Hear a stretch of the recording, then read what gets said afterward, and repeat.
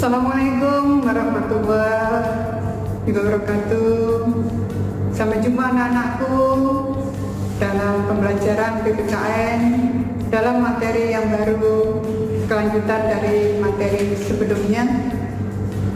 Bagaimana kesehatan kalian saat ini? Tentunya dalam keadaan sehat walafiat. Baik anak-anakku, sebelum pelajaran kita mulai, mari kita berdoa terlebih dahulu. Berdoa mulai. Bismillahirrahmanirrahim. Rabbi zidni ilma warzuqni fahma waj'alni minas sholihin. Amin. Baiklah, kita mulai pembelajaran bersama. Mari kita saksikan video tayangan berikut ini. Assalamualaikum warahmatullahi wabarakatuh. Sampai jumpa anak-anakku dalam pembelajaran PPKN. Kali ini kalian akan belajar mengenai materi makna pokok-pokok pikiran pembukaan Undang-Undang Dasar 1945. Kelas 9 semester ganjil.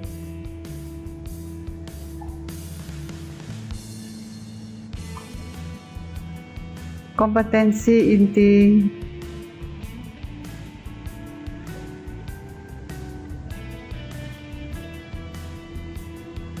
Kompetensi dasar. KI 3.2 KI 4.2.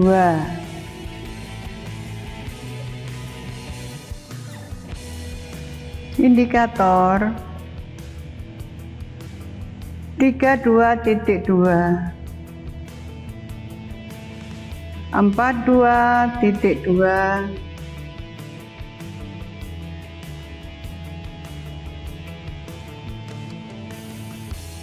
Tujuan pembelajaran.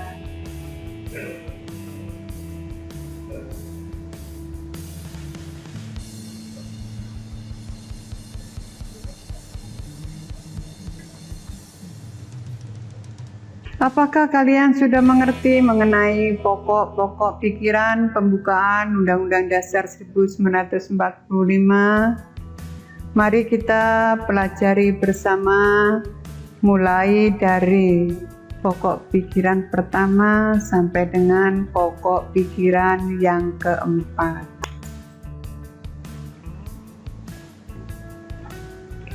Pokok pikiran pertama.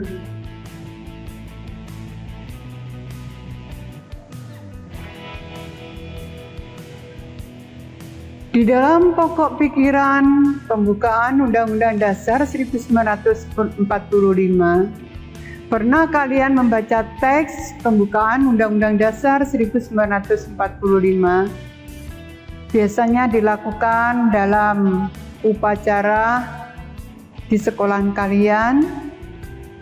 Pembukaan Undang-Undang Dasar 1945 mempunyai isi yang terdiri dari 4 alinea, di mana setiap alinea pada pembukaan Undang-Undang Dasar 1945 mempunyai makna dan isi yang berbeda.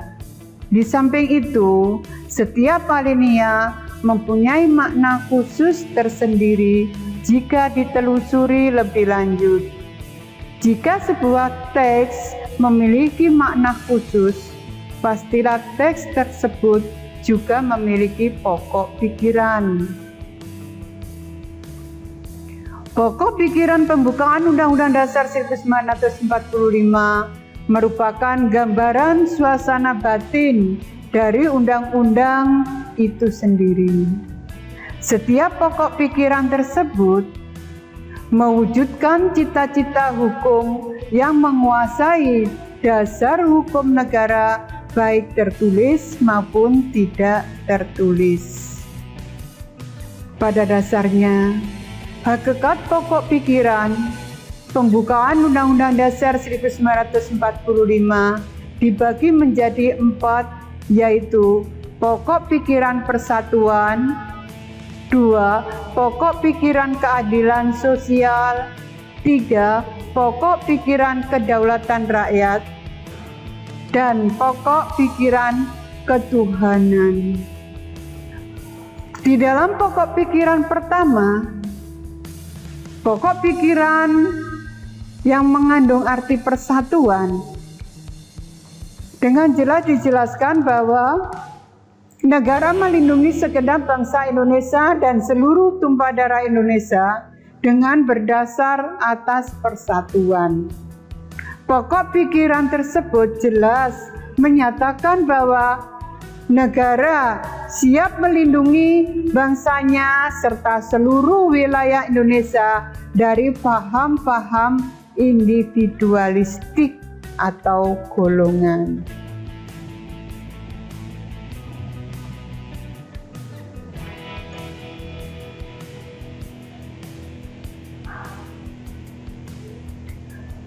Pokok pikiran kedua, di dalam pokok pikiran kedua, penjabarannya terletak pada sila yang kelima, yaitu keadilan sosial bagi seluruh rakyat Indonesia. Pokok pikiran yang kedua berbunyi, negara ingin mewujudkan keadilan sosial bagi seluruh rakyat Indonesia. Hal ini merupakan pancaran sila kelima Pancasila yang dimaksudkan supaya masyarakat memiliki pengertian dan kesadaran akan hak-hak dan kewajiban yang dimiliki oleh setiap individu. Pokok pikiran pembukaan Undang-Undang Dasar 1945 ini dibuat dengan berpedoman kepada pasal 27 sampai 34 dalam Undang-Undang Dasar 1945.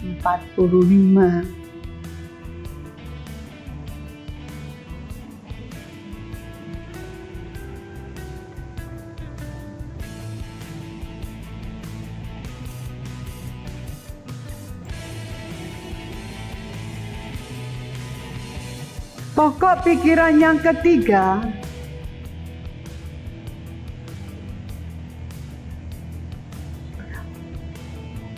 dinamakan pokok pikiran kedaulatan rakyat. Pokok pikiran ketiga merupakan pancaran dari sila keempat dalam sila Pancasila yang terfokus pada kedaulatan rakyat.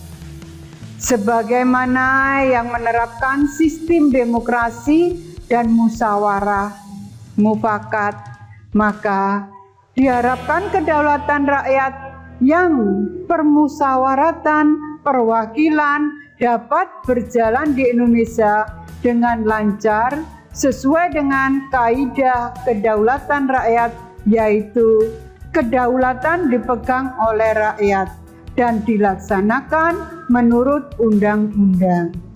Pokok pikiran ini diciptakan atas dasar pasal 1 ayat 2 sampai 3 dan pasal 27 Undang-Undang Dasar 1945. Di dalam pokok pikiran kedaulatan rakyat, karena yang mengutamakan musyawarah untuk mencapai mufakat, segala sesuatu permasalahan yang ada di negara Kesatuan Republik Indonesia ini dimusyawarahkan.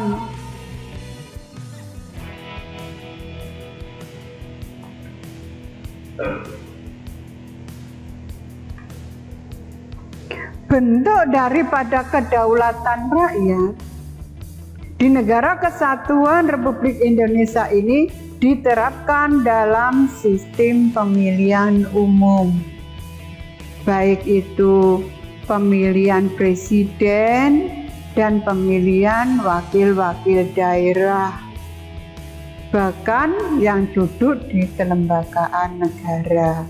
Ini akan dilakukan secara pemilihan umum.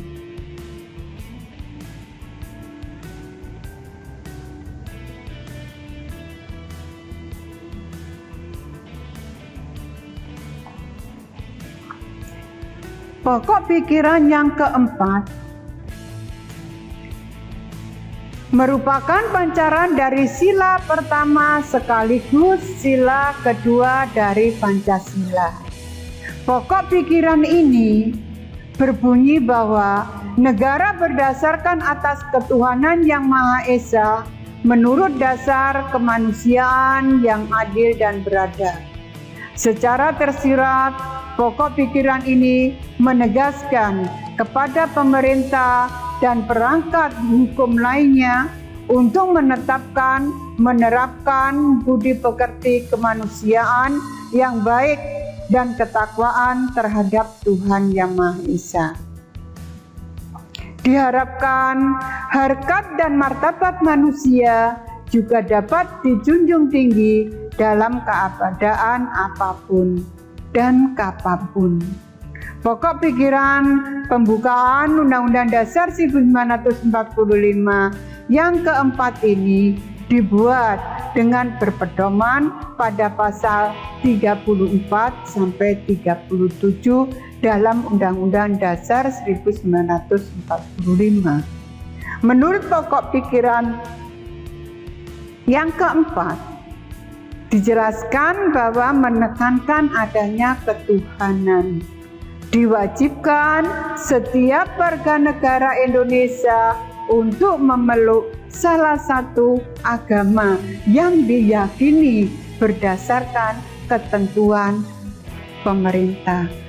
Dalam pengertian, agama yang ada di Negara Kesatuan Republik Indonesia ini yang telah ditentukan dan diresmikan oleh kepemerintahan Indonesia.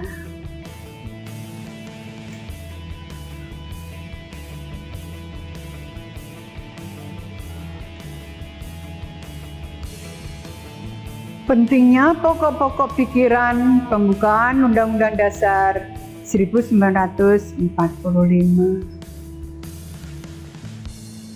Yang pertama, sebagai tertib hukum yang paling tinggi di Indonesia, segala peraturan berujung atau berpangkal pada pembukaan Dasar 1945.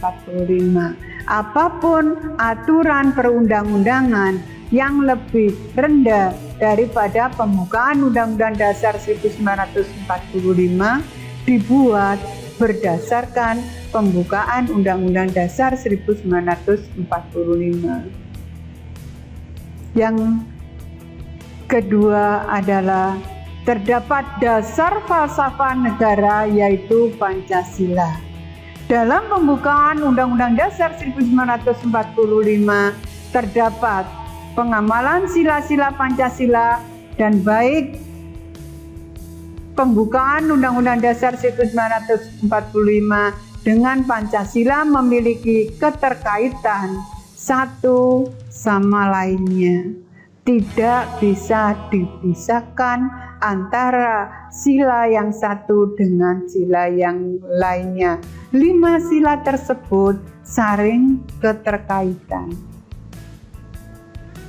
Yang ketiga adalah menjamin kelangsungan hidup negara. Dalam pengertian, pedoman dalam kehidupan berbangsa dan bernegara, serta merupakan spirit untuk mencapai tujuan nasional negara Indonesia.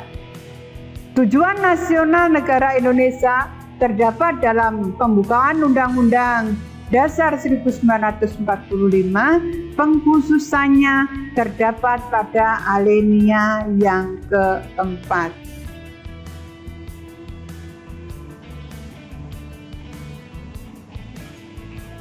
Demikianlah anak-anakku pembelajaran tayangan video kali ini. Setelah kalian menyimak materi pokok-pokok pikiran Undang-Undang Dasar 1945, kalian kerjakan tugas berikut ini seperti biasa dalam lembaran kertas dan kalian tulis dengan menggunakan tinta yang berwarna biru.